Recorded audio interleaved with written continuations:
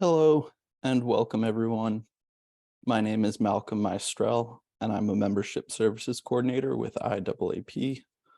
Thank you for joining us for the third webinar of our 2023 An Accessibility Journey mini-series. We're excited to continue the mini-series with today's webinar, In the Thick of It, a comprehensive approach to accessibility and inclusive design. But before we begin, we have a few general housekeeping items to go over. Closed captioning is provided. To enable closed captioning, select the CC icon at the bottom of your Zoom screen. The stream text links for English, French, German, Spanish, and Swedish will be posted in the chat as well. American Sign Language interpretation is also provided. Microphones are muted to prevent any background noise or disruptions.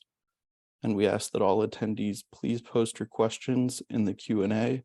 Questions will be saved until the end of the presentation, and the chat will be monitored for general dialogue and technical issues. Today's webinar will be recorded and available in our webinar archives, and we'll send out a copy of the recording and presentation to everyone who registered. And now I'd like to turn today's program over to our presenter, Jeff Wiesner. Hi, thank you, Malcolm, and thank you to the IAAP for inviting me to be a speaker in this series. I also want to thank the sign language interpreters and the captioner for your help in today's effort. My talk is called In the Thick of It. It's the third in the series. This is a comprehensive approach to accessibility and inclusive design.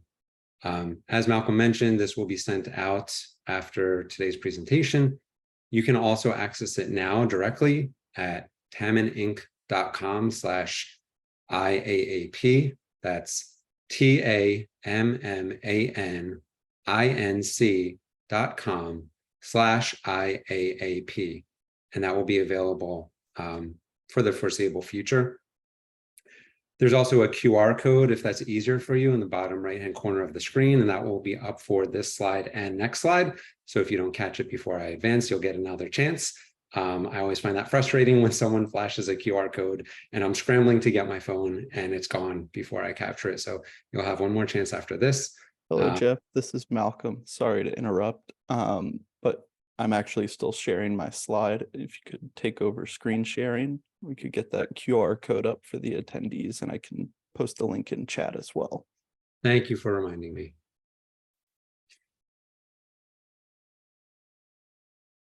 How does that look? Everything looks good. Thank you. Okay, thanks. So once again, here's the QR code in the bottom right-hand corner, and I'm going to advance to the next slide, and you'll still see it there. So my name is Jeff Wiesner. I'm a senior product owner at Tamman, Inc. We are a web development agency and accessibility consultant in Philadelphia. I'm a white male in my mid-30s. I have short brown hair, and I'm currently wearing glasses. And my pronouns are he, him.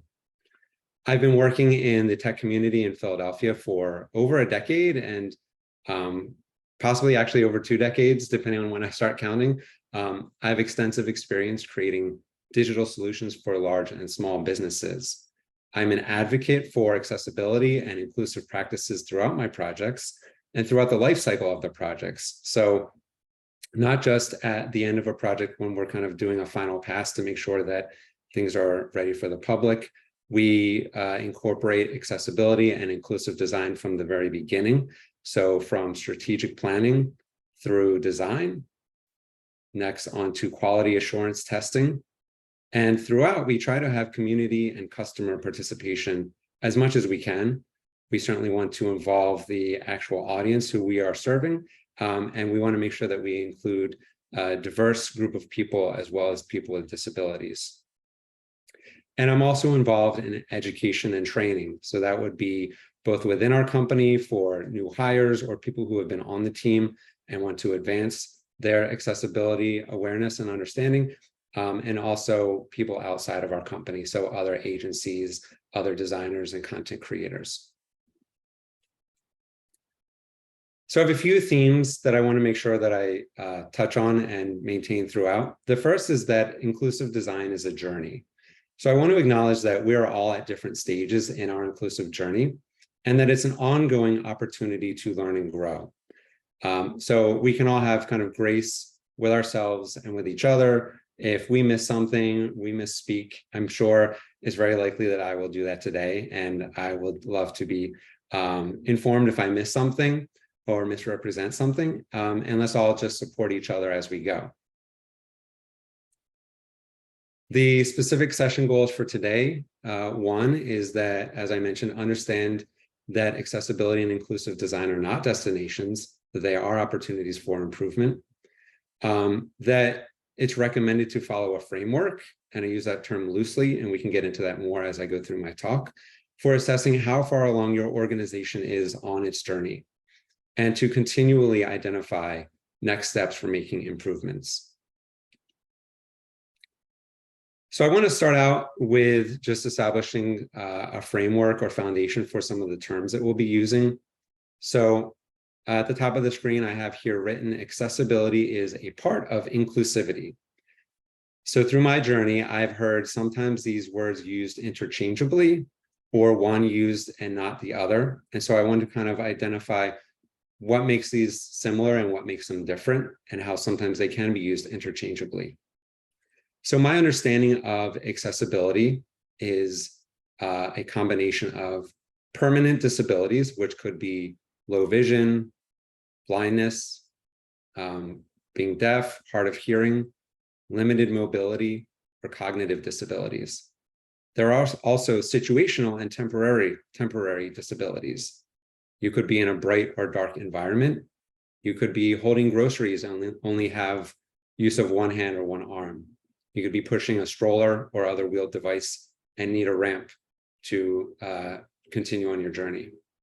Or you could have a health condition, which could be temporary or permanent, such as anxiety. You could have an arm in a cast, or you could be recovering from an accident. Accessibility is a part of inclusivity, which is why you could say accessibility and mean inclusivity, and vice versa. But inclusivity adds more. Some of a number of considerations that are part of being inclusive are being aware of different ages and experience levels, whether or not someone is a caretaker. So that could be a parent, a grandparent, it could be a medical assistant, or someone of more of a professional nature, and being aware of what their needs are. Cultural customs, education level or education differences, family structure, especially when we talk about children, whether or not they live with their parents, for example, gender identity, internet connection. So if you have a low internet connection, or if you have a limited data plan, we want to be aware of that as we load up our websites with large images and multimedia files and things like that. Language differences. If someone is in low income, or I'm sorry, low education level, or not a native speaker. Also low income, race, religion. If someone is a single parent, for example, they may need to accommodate childcare as part of maybe being included in an event that you might be organizing, and then just technology differences. So this is kind of the broad range of accessibility, how it is a part of inclusivity, but how inclusivity has so much more as well. So on the screen now, I have across the middle in big bold letters the word inactivity. And I see two major themes that lead to inactivity for the organizations that I work with. The first one is being discouraged. And I hope that nobody feels that way after today's talk, because I am going to present a lot of information, and you may have a feeling of there's too much to do. We'll need to wait for funding or hire a professional to support this effort. So we don't want anyone to feel that they're not empowered, or they don't know what to do to start making steps right away to be more accessible and more inclusive. And I hope that you have at least a few takeaways today that you can start putting into practice if you're not doing it already. The other theme that I see that leads to inactivity is being complacent. So I see experts and professionals in the accessibility field who have their own area of focus. For example, let's say your organization deals with document accessibility. And so you're making sure that all of your documents are legible and able to be consumed by screen readers and people using other assistive devices. But your meetings that you hold are not necessarily accessible and inclusive, or your website or your social media. And so what I want to encourage these organizations to do is to say, let's look beyond our scope of expertise and look for other ways that we can continue to grow in our journey to be more accessible and inclusive. So where do we start? As I mentioned earlier, we need a methodology to assess and improve the accessibility and inclusivity of the ways that we interact with others. So I've developed, this is in the early stages, this is pretty new, so I'm very open to feedback either on today's webinar or in the future, but I've started to develop what I'm calling an accessible and inclusive matrix. So it's like a checklist, but it's more than a checklist. It's a framework to identify areas of weakness in your approach to a range of inclusive design considerations. So now on the screen, I have this matrix, which is really just a fancy way of saying rows and columns. And so I have 3 columns here. And the first one says when to consider. The second one is why this is necessary. And the third is what you should do. So this is how my brain works. This is my mental model. Some other framework may work better for you, but let me take you through my framework and see if this could be of benefit. So revealing the first column under when to consider, I have a list of potential media or avenues with which your organization might interact with the public. So we have first live and in person, second virtual online, speeches and talks, recorded video, printed materials, websites, social media, and email. Now revealing the second column, we see why this is necessary. So we have vision disabilities, hearing disabilities, movement limitations, cognition disabilities or challenges, and then just sort of a catch-all term of inclusive, because as I showed on an earlier slide, there are a number of considerations within inclusive, too many to list out right here. So finally on the third column, what you should do. And this is going to provide sort of the outline of my talk today, is going through each of these things that you can do that then connects back to the first 2 columns of when to consider and why it is necessary. So reading through them all, and then I'll go through them one at a time. First, we have introduce yourself, as I did at the beginning, including captions and transcripts, providing supporting materials. So that would be, for example, the deck that we're sending out afterwards and we're making available now. Using plain English, define acronyms, offer a virtual recorded option. So I think we all became comfortable during COVID that almost everything was virtual.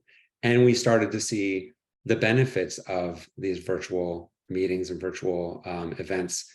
But as a lot of the COVID restrictions are lifted and we go back to mostly in person or significantly in person, I see a lot of organizations dropping the virtual recorded option. And we are possibly unaware that we are excluding a large number of people or making it very hard for some people to now participate. Next on the list, we have include alternative text, then meet contrast requirements, offer accessible documents, clearly organize your content, give your audience control, and inclusive and accessible environments. So I know this is a lot, and I hope no one is feeling overwhelmed yet, because I'm going to go through it one at a time. And I probably won't get through all of these within the allotted time. And so there's a Q&A, question and answer section portion at the end of this talk, so the last 15 minutes. So if I don't get to one of these that you were hoping to hear about, that would be an opportunity to ask about it in the Q&A section of the Zoom meeting. So now I have highlighted the first item in each of the three columns. In the first column, I have live and in-person highlighted. It also has a number 1 next to it, and it's in bold. And so the reason why I'm doing this is to be, for anyone who may have color blindness or low vision, not relying only on the yellow to indicate that this is the item that we're talking about. We also have it bolded to set it apart from the other text. And I also have a large number 1 next to it. In the second column, also the first item is vision. And then in the third column, we have the first one highlighted, which is introduce yourself. So now I'll reveal a slide that talks specifically about introducing yourself. And I have a picture of a hello, my name is badge on the right-hand side, which people often use at events and networking and things like that to identify themselves. So why do we do this? Well, introductions and identification helps listeners keep track of the voices. And the reason why I say listeners and not necessarily people who are hard of hearing or people who are deaf is that someone may just be listening to the recording or the event because that's their preference. For example, I listen to YouTube videos while I drive. Obviously, I'm not watching them, but I listen to it. And so sometimes while I'm driving and listening, I'm getting lost. I'm not following what they're saying. So we include people, not just people who have disabilities, which is very important, but also other people in other use cases as well. By identifying ourselves, not only at the beginning of the talk, but periodically, especially if there are multiple people talking, it helps the listeners to keep track of voices, especially if there is a new voice or a voice that has been quiet for a long time. Second, under why we introduce ourselves. So sharing your pronouns creates a space for others to share theirs as well. So we're acknowledging that someone might want that opportunity to say what their pronouns are. So by saying it ourselves, we give them that opportunity. So how do we do this? We include a visual description of ourselves and our pronouns. And as I mentioned, if more than one person is speaking, each person should introduce themselves initially and periodically as needed afterwards. When we should do this, this would apply to live events and also recorded materials. Okay. There's a lot more I could say about this, but I feel like this is a good introduction to this topic. Next, we'll return back to this matrix, and hopefully you're starting to get a sense of how this is being used, because now I still have the first item highlighted, which is live and in person, but now we want to talk about cognition issues and cognition considerations. And so on the third column here, we have use plain English highlighted as the item we're going to talk about. There are other items that are bold as well, actually almost the whole list, because live and in person has a lot of accessibility and inclusive considerations that we should be considering. But right now, we're just going to focus on using plain English. So advancing to the next slide, why do we want to use plain English? Well, if your writing or speech is too complicated, you may lose the attention or comprehension of your audience. So this pertains to people with cognitive disabilities, if they have a hard time following along, especially if it's a complicated topic. It could also just include someone who is unfamiliar with the area or the topic that you're discussing. And people with attention issues may start to, their minds may start to wander if they're not following, they lose track of what you're saying. So how do we do this? We avoid technical terms, avoid obscure references that maybe only some people in the audience would understand, and trying to avoid complicated explanations. So recently, a lot of people have shared that they've had success using artificial intelligence to help them with this. So if you have a section of text, it could be a paragraph, it could be a long story.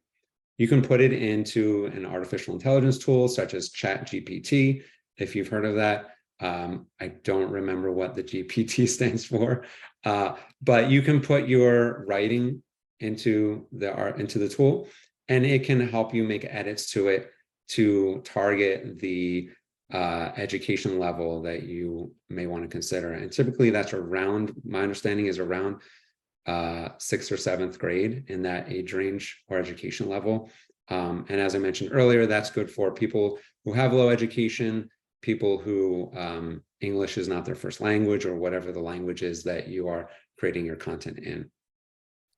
So this pertains to website copy, email correspondence, and social media posts. And I'll talk about social media posts some more in the next couple topics, but social media, I think, is where accessibility and inclusivity is often overlooked because the nature of social media is so casual, informal, and spontaneous. And we really should be slowing ourselves down and thinking about all of these things, even when we post on Twitter, post on Instagram, LinkedIn, things of that nature. Okay. So back to the matrix, we're going to stick with live and in person and cognition, which is in the second column. And now we'll move on to define acronyms, which I mentioned earlier. But if your audience doesn't know the acronym, the meaning of what you're saying is likely lost on them. People often use acronyms without knowing what they mean. So this is an opportunity for clarification. I find this a lot in my work, that we hear other people using acronyms, and so we repeat them, and we kind of take a guess of what we think they mean based on context. But then once we find out what it actually means, we may actually be somewhat off the mark. So it's a great opportunity for everyone to periodically define what these acronyms mean. So how do you do it? Well, the first time you want to use an acronym, you should say fully what it means. And then from that point on, once you've said this is the acronym and this is what it means, you can feel free to use the acronym moving forward. This is especially important, and we see it missed on websites and printed materials, is that the content creators just go right into using the acronyms without defining it. So when do we do this? Live and virtual meetings and conversations, website copy, email correspondence, social media posts, and instructions. And I have an image over on the right-hand side of, it's a fun kind of cartoon style drawing with a bunch of talk bubbles and a bunch of commonly used acronyms, such as PLZ for please, ASAP for as soon as possible, and things like that. So I had a fun time. My son was looking over my deck, and I quizzed him and tried to see how many of the acronyms he could get. We had a fun time with it. So going back to our list of considerations in the matrix, now we are moving on to social media. And under why this is necessary, we're going to think about vision considerations. And what you should do is include alternative text. So why should we include alternative text for images in social media? Well, there are people who use screen readers, and this could be if they are blind or have another visual impairment, or have cognitive disabilities. So this one trips up our team and our clients sometimes to imagine someone who can see the content, but is also listening to it, because that may help them better with retention or comprehension. And so when there is a mismatch between what they're seeing and what they're hearing, that can cause confusion. How do we do this? So on a website, if you are working with a developer or you are a developer, there is HTML code where you can include hidden text that describes an image that a screen reader will pick up. However, if you're working within a platform, like a social media platform, they don't always offer a way to access that alternative text. Or you may not be familiar enough with that platform to access the alternative text, or it may only be accessible on a desktop, like a laptop or a desktop computer, and you are trying to post from your phone. So in the instance that you don't know or can't get to the alt text, a great alternative is just to write a description below the image so that everyone can see, because then everyone benefits. And I've actually sort of glanced over an image and then read the caption for it. Then I go back to the image and I see things that I didn't notice before, because it was called out to me. So again, this helps everybody, people with disabilities or without. And when do we do this? We do this for websites, social media posts, also in work chat tools. My team gets called a lot. We're well aware of the need for alternative text, but we often forget when we're posting images in our team chat tools to add alt text. But thankfully, we have people on the team who remind us, and we go back and we add that alt text. And lastly, on this list of when to consider would be PDFs. And making PDFs accessible is a whole other webinar, which I would like to do at another time, but it is important to make sure that you have alternative text for PDFs and that they are keyboard navigable, which is another topic. So over to the right here, I have a fun image of the rapper Drake. And in the first image, he's kind of making a pained look and holding his face up and saying, in reacting to the idea of posting memes, GIFs, and photos without alt text. And then the second image, he's smiling because the caption says, writing a brief description of the image as alt text so everyone can enjoy it. So this is just a popular meme that's going around social media where you say something he's upset about and something that he's happy about. And Drake is happy when we use alt text. So that's good to know. Returning to our matrix, we have in the first column one to consider printed materials. So if your organization is putting out printed materials, whether it's a full color, glossy annual report type production, or just something quick that you're distributing to your team, you want to consider vision disabilities.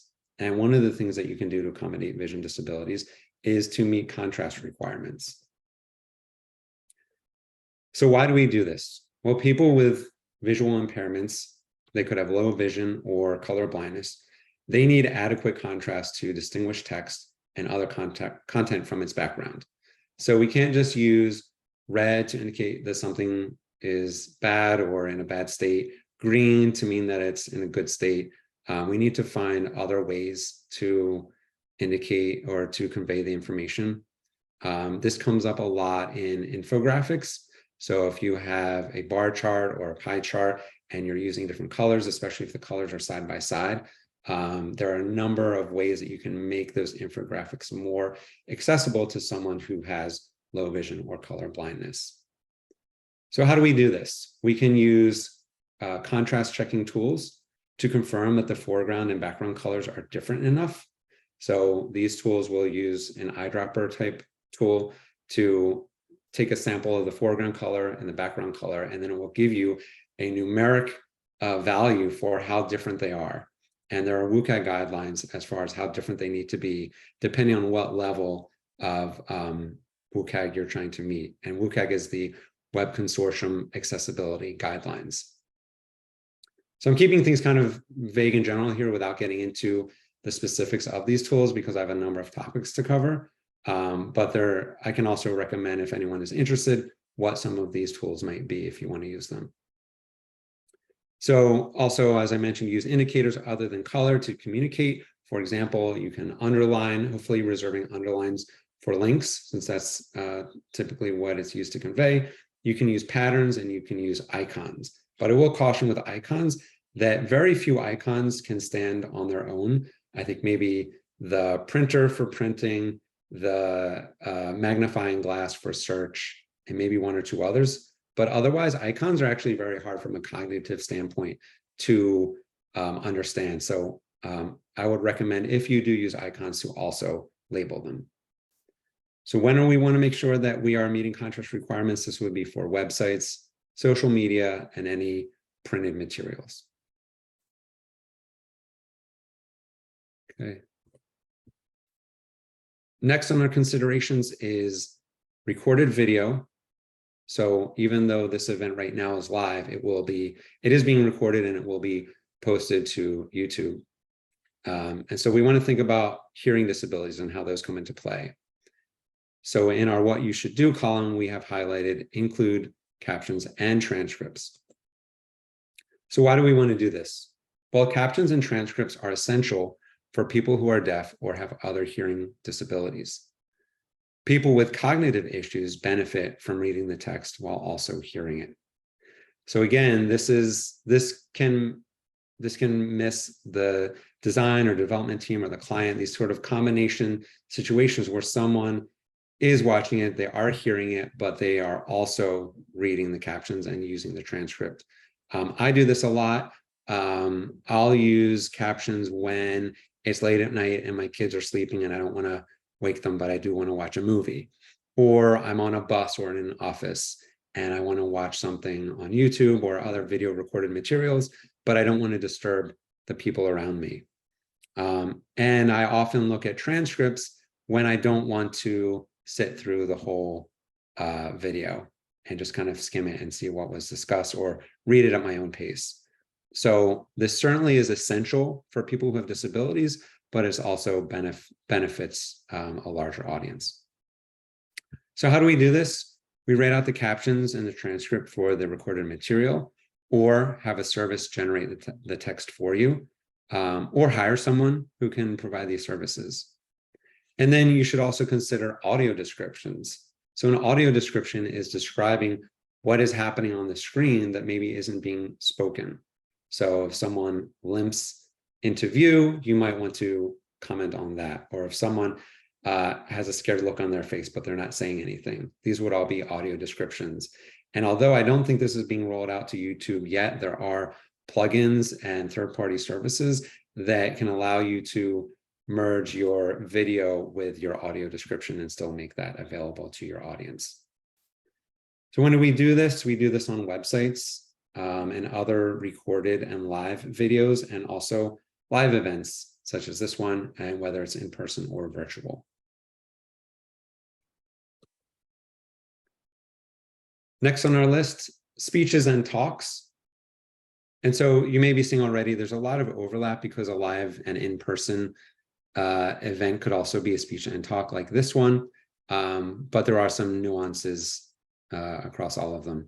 So for speeches and talks, when we're considering cognition, we want to provide supporting materials.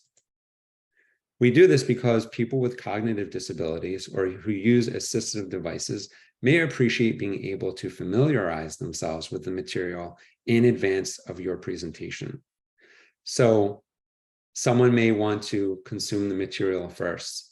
So when they're hearing the live talk or the live presentation, it's already familiar to them and they can be more focused and present instead of possibly feeling like they're conflicted between following what the person is saying and maybe reading what's on the screen. They may also appreciate knowing that they can reference it after the event, so they're not compelled to take copious notes and photos or worry about missing anything. I've certainly been in that situation when I've gone to talks and conferences. I feel compelled to take photos with my camera of every slide that comes up. And if they tell me that they're going to make it available afterwards, or if they provide me with a link right then, I can just relax, not feel compelled to take the photo, and just be a little bit more present and return to it later. So I benefit from that as well. So how do we do this? We share and publish related materials, printed and online, and we provide an easy to remember URL or a QR code.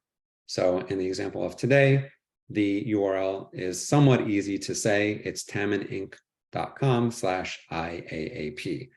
So often I see where people provide a tiny URL, but it's a mixture of letters, numbers, uppercase, lowercase, symbols, things like that. So we want to try to come up with short URLs that are easy to say and hear and remember. So when do we do this? This would be for live events that are both in person and virtual. Next is printed materials. And when we're thinking about vision, we want to make sure that these documents are accessible. So how do we do this? And actually, so for digital documents that are not structured properly, so I just want to acknowledge for a minute, I kind of did a skip here. I'm talking about printed materials, but I go right into digital. And so I think I miss an order here, but basically what you want to do is take the printed documents and provide a digital option for them, because digital gives us more opportunities for using assistive devices and assistive technologies for these documents. So I have that down below, is that the second bullet would be bringing physical materials into the digital medium so that the user has more control and access to the content. And to make sure that when you do make it digital or digitize it, that the document is structured properly so that it can be read appropriately. So these digital documents need to be structured and tagged appropriately. And that also when you're able to offer Braille options for these materials. So when do we want to do this? This would be signage, distributed printed materials, menus, and PDFs.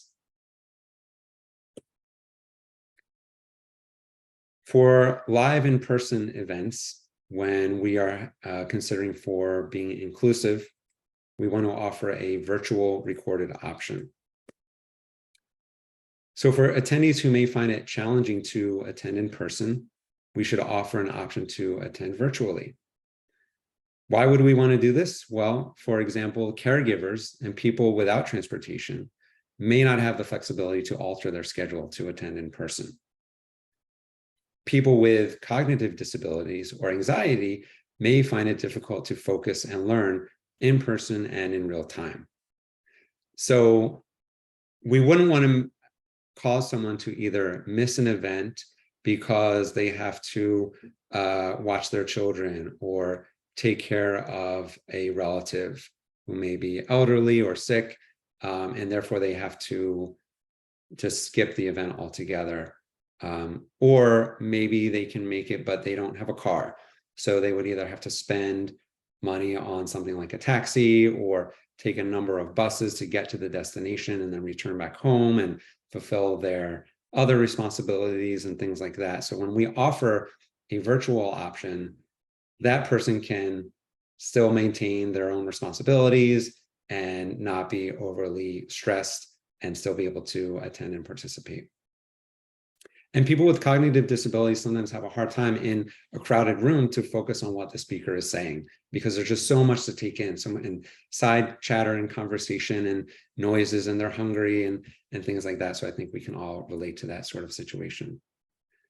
So how do we do this? We can live stream the event.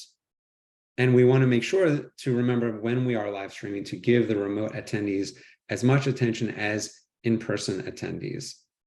So this came up for my family. My daughter was taking dance class, and for a period of time, all of the students were at home. They were remote, and they were all kind of on equal footing because they were all having to communicate through the laptop, through the Zoom meeting.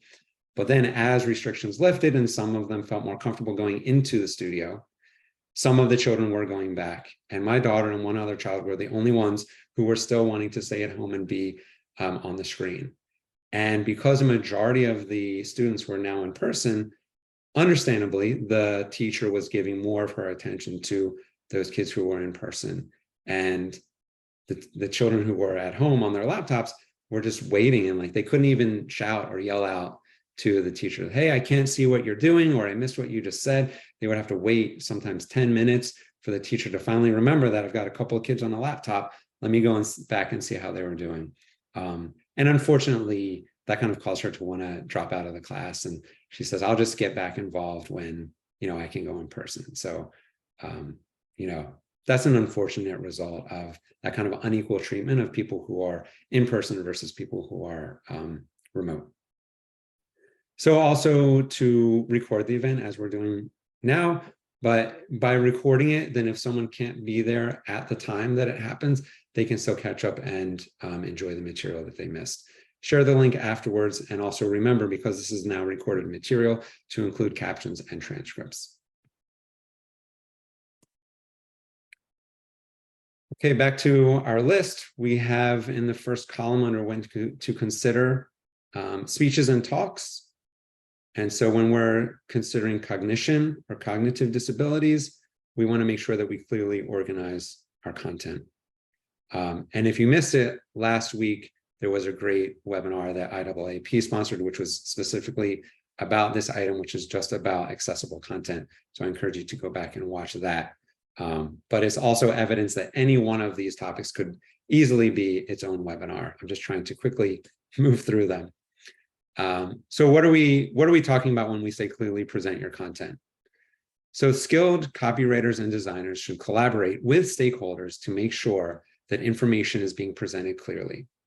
So why do we do this? Well, content that is not structured well is difficult to follow for people who use assistive devices and for people with cognitive disabilities. So when I talk about structure, if we talk about, say, a website and the way the code is structured, the person who is navigating by keyboard or using a screen reader is expecting to move from the top of the content sequentially down to the bottom. But if it's not structured properly, they could end up jumping around. And it doesn't make sense why I'm going from the top to the middle to the bottom, back up to something that's earlier. So we need to make sure that it's structured properly from a coding perspective, but also people who are reading. If the information is not visually structured appropriately, they may not know where to look or where to find the information that they need.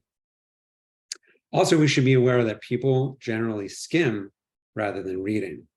So if they skim it and they can't see what they need to understand, they may miss it completely and they may give up.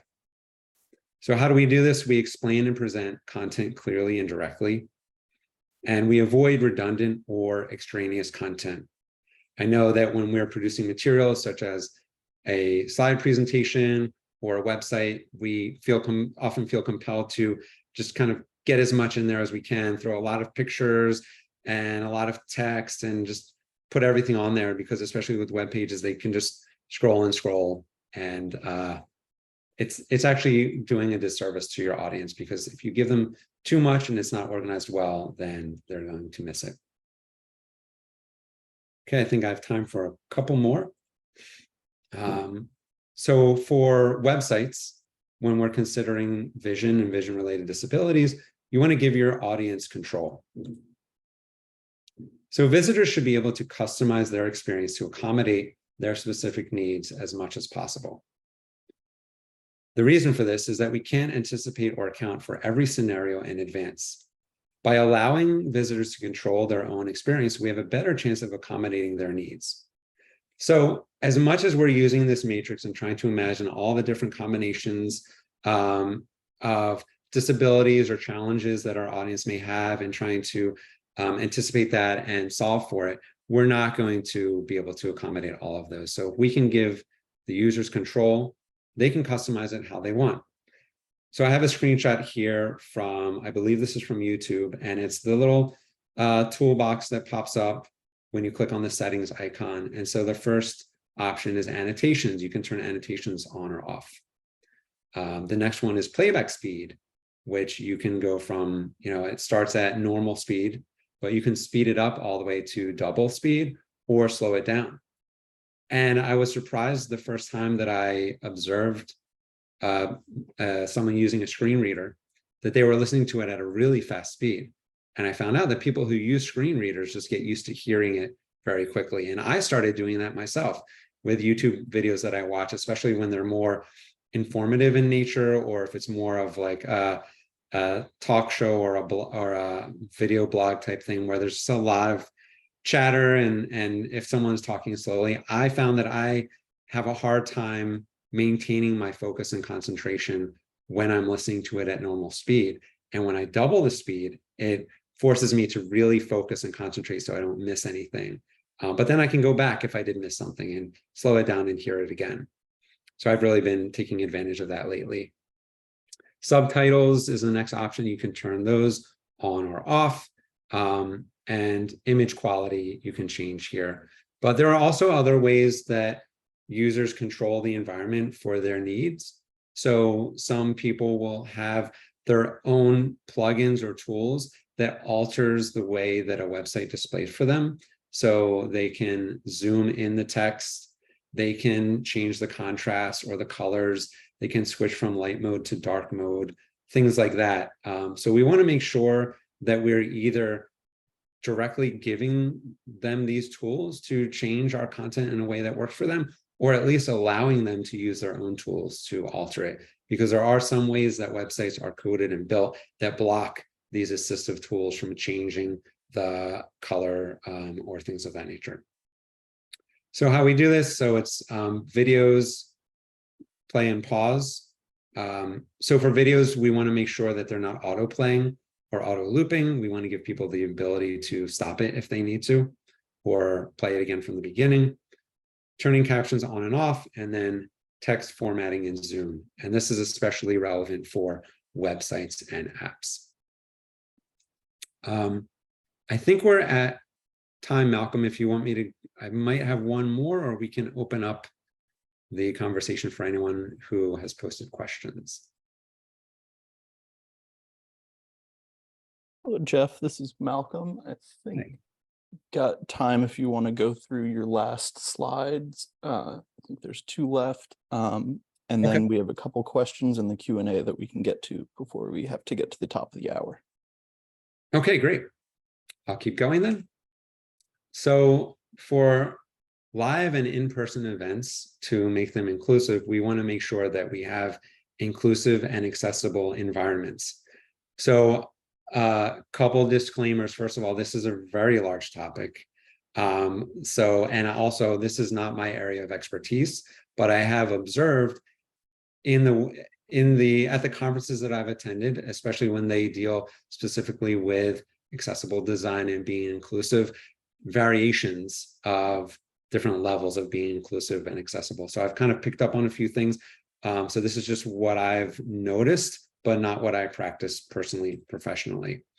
But what we want to do is when we are inviting an employee, a colleague, or an attendee to an event, we want to look at it as like we're inviting them to our home.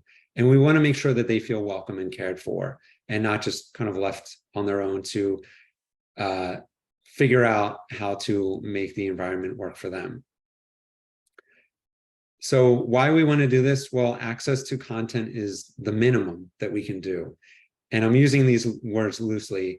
So access could be both accessing content in a document or on a website, or also accessing a physical space, accessing a room, accessing the bathroom. So accessing it is the minimum. But when we feel welcome, we feel empowered. We feel acknowledged, and we feel like we are equal participants in the conversation. So how do we do this? We follow ADA requirements, which is its own industry, or just to be aware that they exist and to educate ourselves about them. We can offer private bathrooms. So that's good for anyone who, for example, usually the private bathrooms are larger. So this could help anyone with an assistive device if they don't have enough room in a standard stall. It could also help someone who may have a caregiver who needs to be able to be in the bathroom with them. So this could be anywhere from someone who has a child or baby with them, or someone who is an adult who has a caregiver. Just the other day, we were at a theme park I was with my daughter, and she doesn't have any disabilities, but she felt uncomfortable changing in the bathroom by herself. So we went into a family style bathroom and she felt more comfortable. I stood by the door, affirmed to her that it was locked while she went ahead and changed into her bathing suit. So again, it really benefits a wide range of scenarios.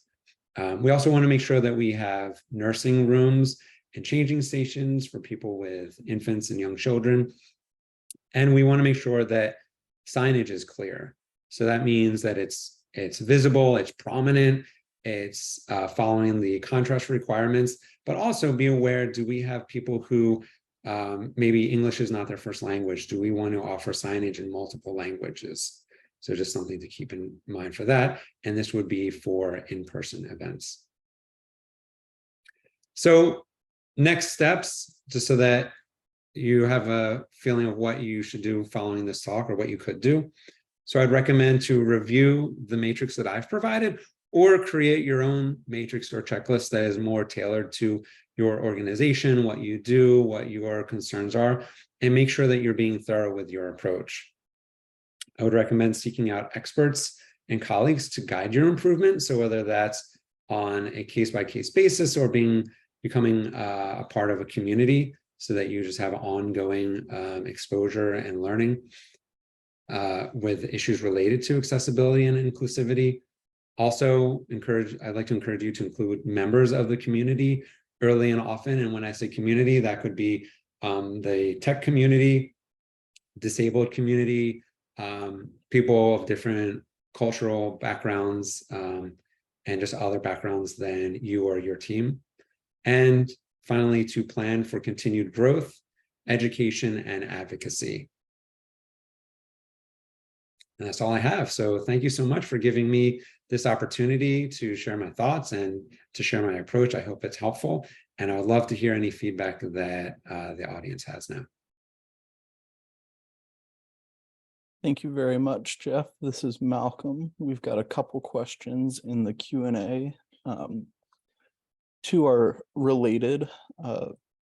They're asking about advice on making tables and charts more accessible. So many of them rely on color, and conditional formatting is such an easy way to demonstrate data. And related to that, when using textures in charts, sometimes the effect becomes visually charged and becomes overwhelming for users with cognitive disabilities. Do you have any advice on how to strike a balance between applying textures so that they're easy to distinguish for users with visual disabilities and don't cause barriers for users with cognitive disabilities? Yeah, that's a great question. Infographics are notoriously challenging to make accessible and inclusive. I mean, whoever made that comment, they seem to be well aware of what some of the common pitfalls are. But yeah, you need to be aware of how you're using color to make sure it doesn't like vibrate too much. If you put like, for example, maybe red and blue side by side, or like an orange and certain colors next to each other, we may not realize, but they can have an effect on the viewer. And the textures can get complicated, especially if they're not different enough from each other. So I would just say like a general statement would be, one is trying to avoid infographics if you can, but when you do feel compelled to use them and you do feel like it's necessary, to have descriptive text to summarize what it is that you're trying to convey, because I think that could also assist the user or the viewer who doesn't have any sort of disability, who may just be having a challenge understanding what am I supposed to get from this. And it also helps the content creator kind of take a moment and stop and say, like, what do I want my audience to get out of this? Like, I can present a lot of data and display it in an attractive way, but maybe I haven't stopped to think about what I'm trying to say. I'm just kind of presenting the data and letting them draw their own conclusions. So I think it's a great opportunity to just kind of pause and make sure that you're being clear about what you want your audience's takeaway to be, and by conveying that through supplementary text. But as far as the visual aspect, I would say make sure that you are getting other people involved in evaluating it. So people with disabilities, so they can let you know whether or not it's working for them, and you can also get their suggestions on how to improve it. Thank you very much. We've got another question about acronyms.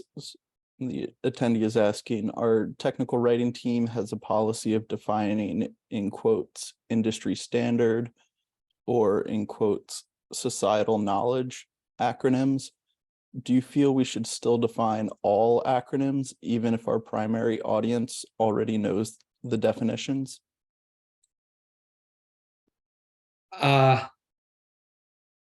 I mean, I feel like it wouldn't be that difficult to define them anyway, maybe not to make them prominent. But I think it's kind of a judgment call. I don't know. I would lean towards just defining them and maybe having a glossary or something of that nature. So if you don't want to put it on that page, just make it clear that there is a resource somewhere that you can look this up, because an acronym that you and your colleagues think is just well known to everybody, you may be surprised that not as many people are aware of what it means. So I would probably err on the side of defining it somewhere, if not on that page, then somewhere related to the resource that you're providing. Thank you. And can you tell us anything else about the notion of accessible fonts? There's been much discussion in my workplace of a, in quotes, accessible font, but that idea is going to vary based on audience, for example, dyslexic, and platform, for example, online versus in-person presentation, printed materials, etc. What guidance can you give as a, in quotes, generic accessible text?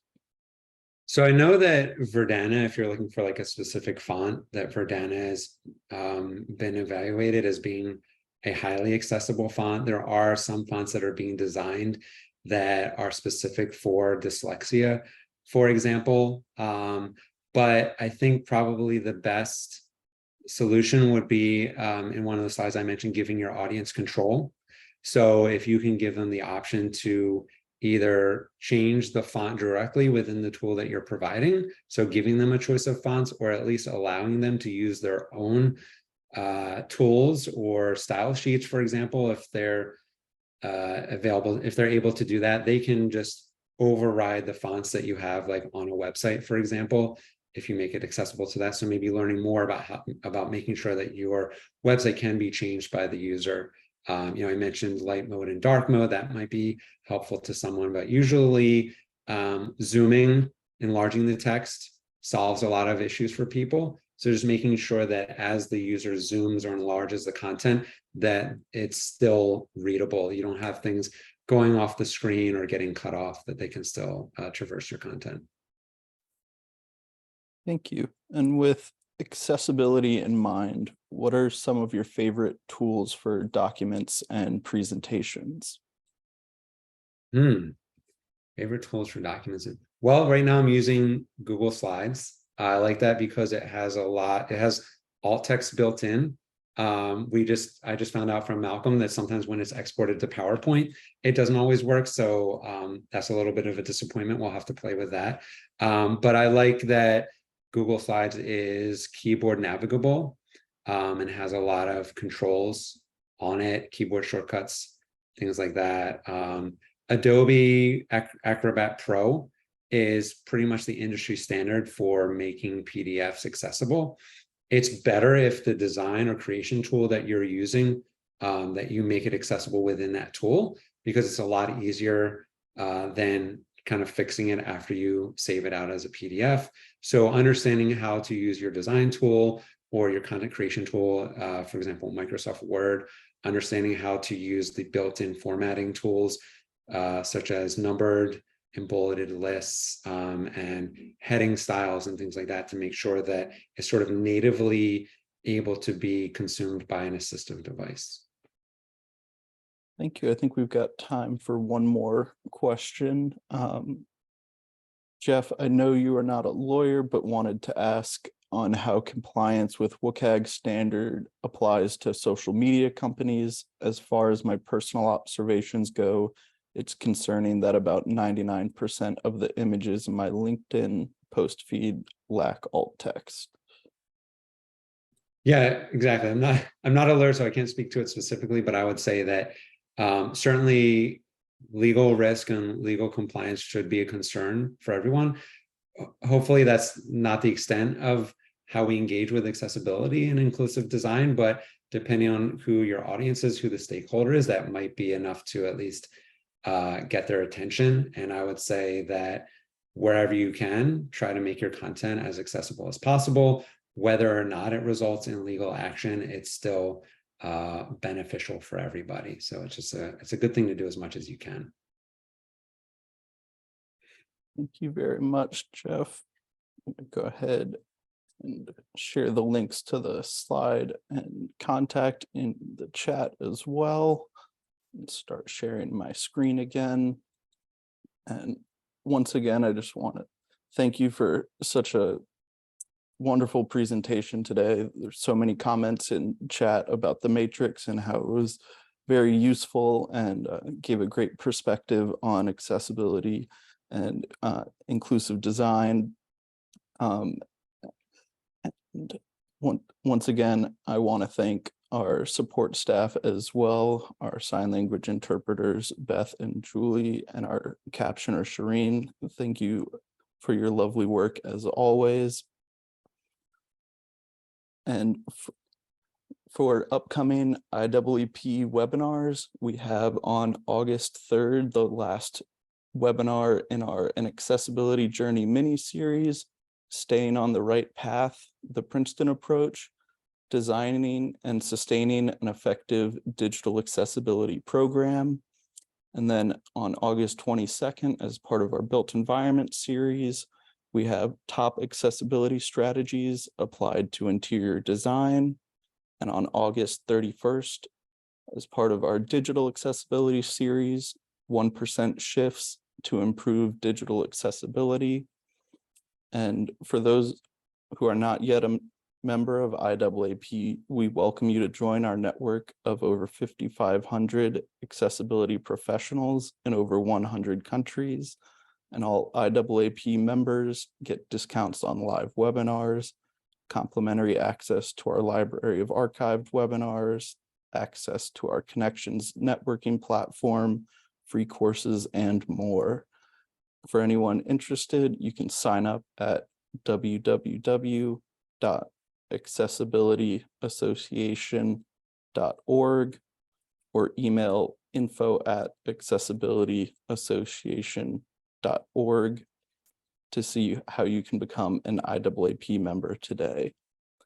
Once again, thank you everyone for joining us, and thank you to Jeff for volunteering your time and giving such a great presentation. And I hope everyone has a great rest of their day. Thank you so much.